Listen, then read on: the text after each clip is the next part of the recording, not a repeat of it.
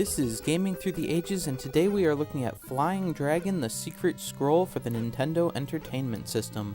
At first glance, most might consider Flying Dragon to be a platforming game, and unfortunately a pretty bad one at that, especially considering the plethora of good platformers available in the NES library. The game starts out in one of its platforming segments, which tie together several tournament sections, and those one-on-one fighting tournament sections are where the true meat of Flying Dragon's gameplay can be found. However, before we delve into each of those areas, let's take a look at the story. Flying Dragon is noteworthy for its story since it happens to be one of those uncommon NES games which offers up some rudimentary cutscenes and lays down an at the very least attention-grabbing narrative. In Flying Dragon, you play as Ryuhi, who must master the Hiryu no Ken, or Flying Dragon Kung Fu stance, by collecting several martial arts scrolls which were stolen from Grandmaster Wan. At the start of the game, you learn the last scroll was given to Gengai of Shirinji, so you set out on a journey to meet Gengai and train for one-on-one martial arts tournaments. This opens up the two gameplay styles the player encounters in Flying Dragon. The journey is represented by the platforming sections, and the tournaments are, well, tournament fighting segments. The game begins in the first platforming area, which to many players will seem underwhelming.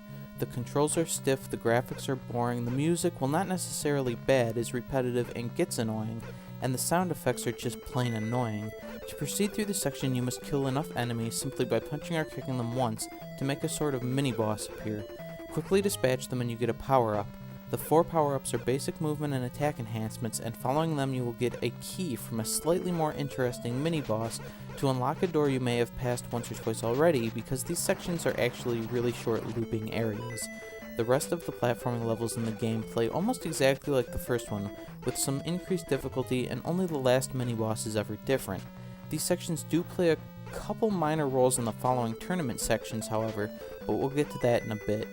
After completing the first platforming level and going through a minor tutorial, the player is faced with the first tournament of the game, and as I mentioned previously, this is where the true meat of Flying Dragon can be found. These sections are far and away more appealing than the platforming segments, and I believe the game would be better off if it was just these tournaments. That being said, Flying Dragon is an ambitious game for including both, and does deserve some credit for combining the two concepts and trying to tie them together through narrative. During one-on-one matches, symbols will appear on you or your opponent. These symbols will appear on you or your enemy's head, midsection, or near your feet. They designate where you should attack your opponent for the most damage, or where you should defend by holding back, up, or down when your opponent has an opportunity. Occasionally, these symbols will change color to indicate additional damage, or even change shape to indicate a one-hit KO chance. This system, while simple, can feel incredibly intense and rewarding as you try to quickly react whenever a symbol appears.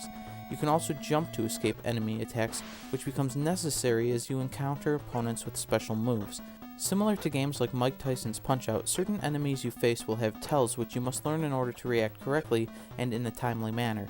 There is also a grab and throw special you can perform, but it is tricky to pull off with consistency, especially because these tournaments do suffer from some input delay, which players will need to become accustomed to before they really get into the flow of the fights. As I said before, there are 2 ways which the platforming areas play into these tournaments.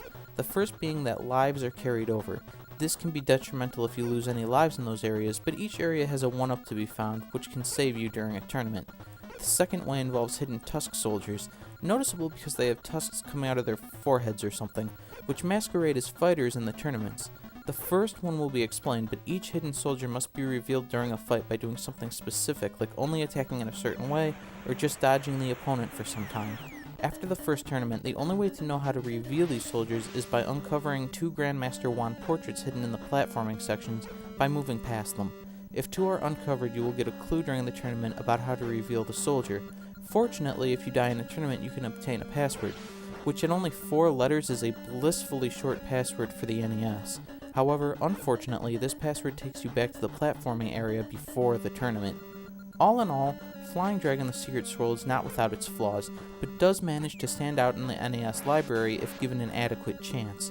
It's worth going through the lousier sections of the game to experience the tournaments because they can get the adrenaline pumping through their reaction-based nature. Overall, I recommend this game to any fans of the classic 1980s era arcade tournament fighters, but I caution anyone interested in the platforming elements to pass it over for one of the multitude of better options available on the NES.